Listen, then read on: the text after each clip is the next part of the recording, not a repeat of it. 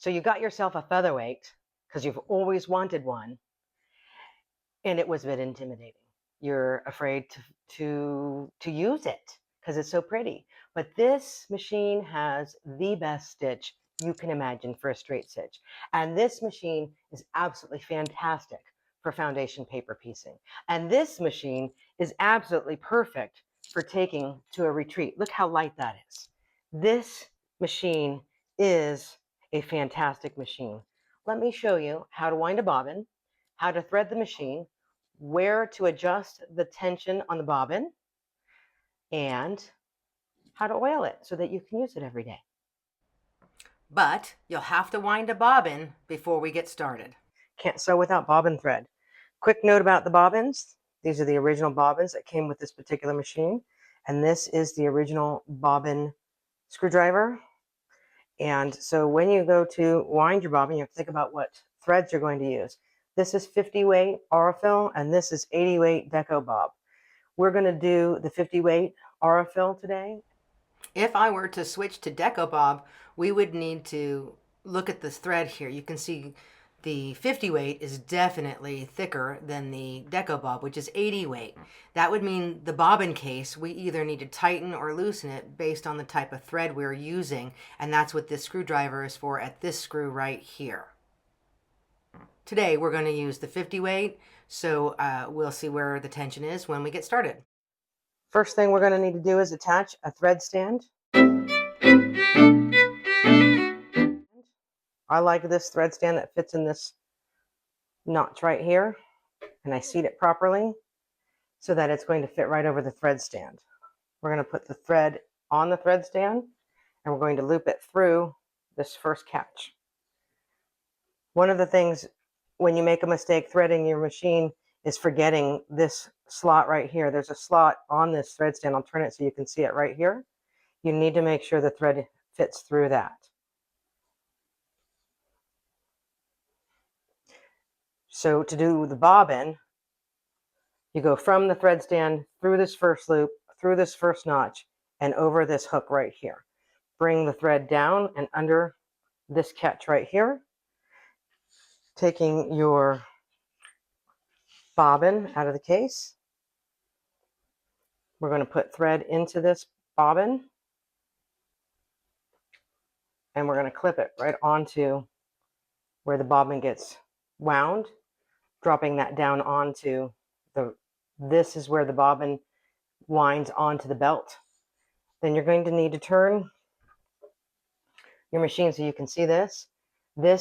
I'm holding this outer ring still, and I'm going to take my other hand and I'm going to turn that all the way toward me on the inside. Then I'm dropping the foot so that the take-up lever is not going to go up and down and up and down and up and down while I'm winding this bobbin. And I just want to make sure there's a little pressure here when I get started. There we go. And I'm not applying any pressure. I'm just trying to make sure that the thread doesn't pop out of this loop.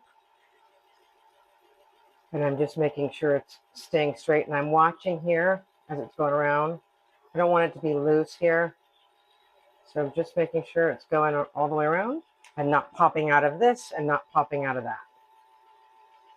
You can see it wants to flip around a little bit. So we're just holding it steady. So I've found that the Featherweight does not like to be a very full bobbin. So I'm going to stop before it's over full.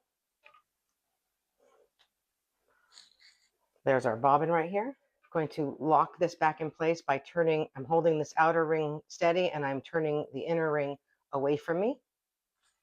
I'm going to lift that foot back up, turn it this way. So here's our bobbin with our thread, and I like to think of this as a P, preparing to sew. This is our bobbin case. We're going to put it into the bobbin case looking like a P. I'm just going to watch that this thread goes into this slot right here. And you can see where it is now in that nice little groove right there. And I'm not hindering the bobbin itself. I'm just going to give it a pull. And after a while, you get used to what this should feel like, how tight it should be, so that it doesn't fall out. It can our bobbin, and it's ready for the 50 weight right now. I'm going to turn this so you can see it. Underneath the machine, there's where our bobbin is going to go, right in there. Now listen. Did you hear that little snap? That's seating the bobbin case into its slot. I'm going to take the thread, I'm going to give it a little pull, and so nothing, this case is not coming back out, just the thread, so it's seated properly.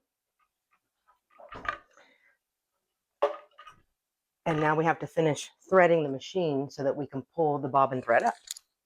So from the spool into this first catch, through this first hole, over this first hook, we're going to make sure we get the thread right between the two tension discs. And if you see when I pull up on it, you can see this little spring moves up and down. Behind this first hook right here, grab the beginning of the thread again into the take-up lever here. There's a hook. Let me turn it. There's one more hook right here. Into this hook right there. There's another hook down here, right there. So it goes in the side and it's now right there. There's one more spot right here we want to get behind, which is right above the needle itself. And then something to understand with your needle on the featherweight, everything that we're threading is starting from the right and working its way all the way to the left. On some traditional sewing machines, now when you go to thread the actual needle, the thread goes from the front of the machine to the back of the machine. Not on the Singer Featherweight. On the Singer Featherweight, we continue from the right side of the machine all the way to the left. So the needle itself is actually facing this way, not this way. So we're going to take our thread and we're going to put it through the slot, through the needle here, right through there. So see how the thread is like left to right? So we're going to start from the right and work our way all the way to the left. Put it between the two toes, and I'm holding on to the tail of the upper thread, and I'm just turning this toward me, bringing the bobbin thread up.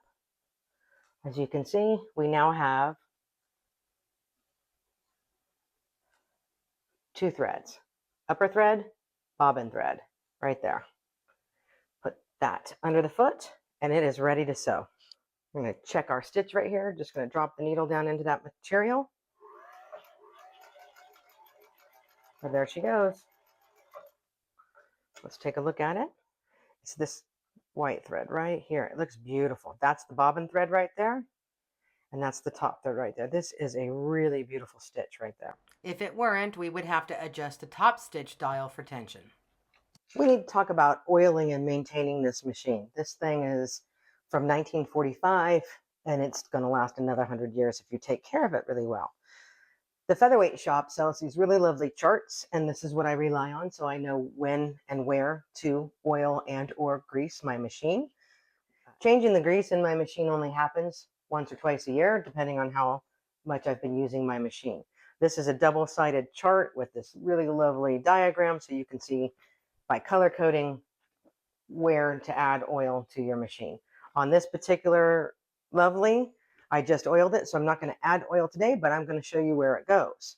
On this chart, green is 1 drop of oil every time you sit down to sew.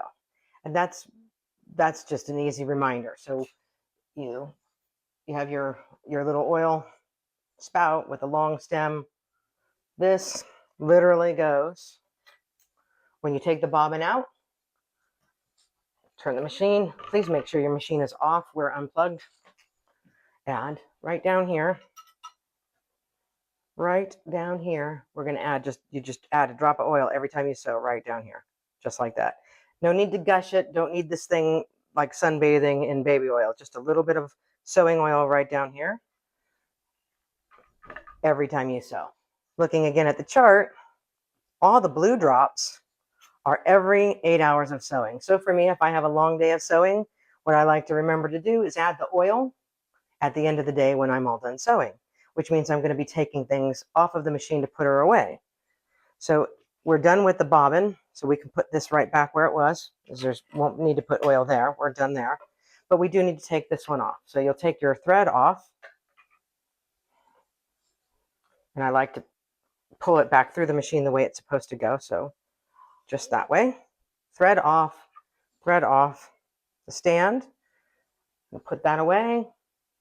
We're going to take this off, put that away. We have our oil, and we are going to follow the chart. So we need to add oil to a bunch of places here, and oil to a bunch of places throughout here and underneath the machine. So why don't we start with the very first part here in the front. Again, this is just at the end of an 8-hour day of sewing, or if you only sew a little bit at a time, maybe once a week or even once a month. So we're going to unscrew this to take the faceplate off.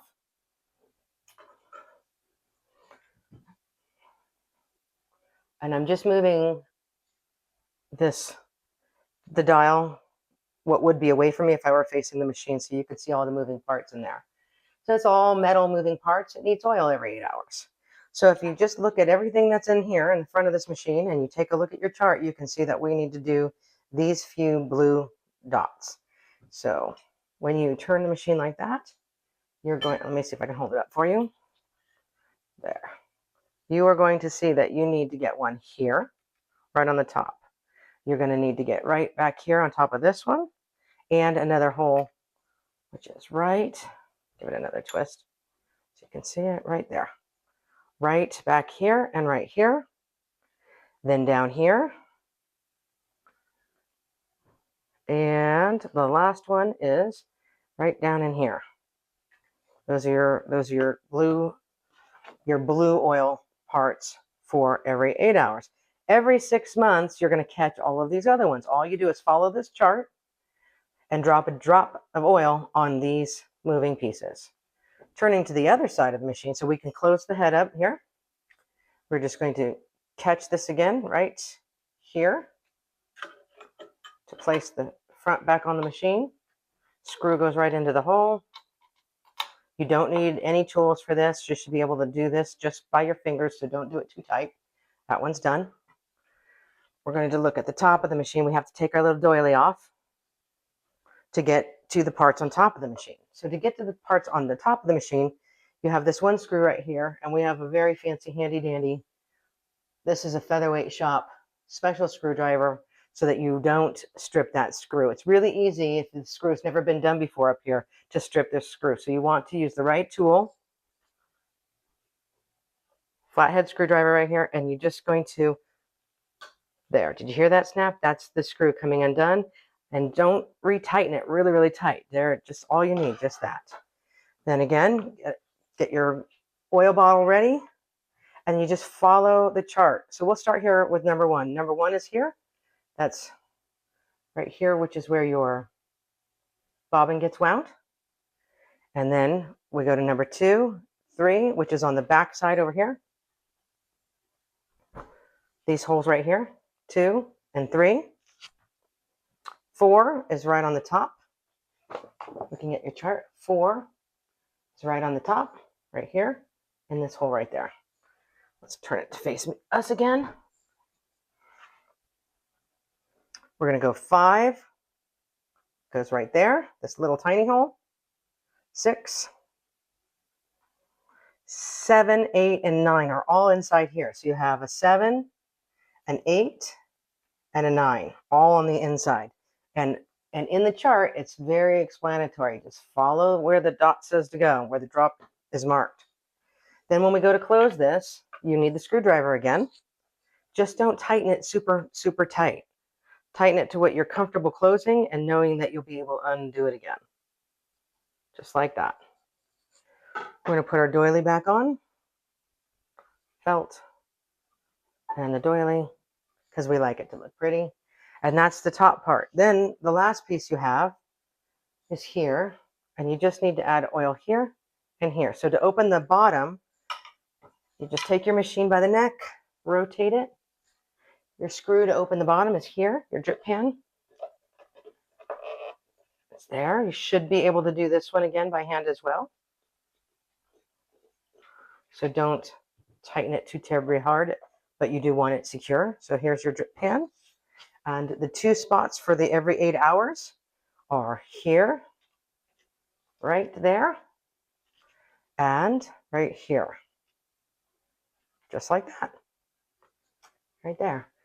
Then every 6 months, you're going to do the same thing, but we want to hit all of these other spots 6 months from now. We can close this up. Just place it back on here. Just like that. Put the screw on. Tighten it down. Lift her back up by the neck. And she's ready to go for the next time you sit down to sew.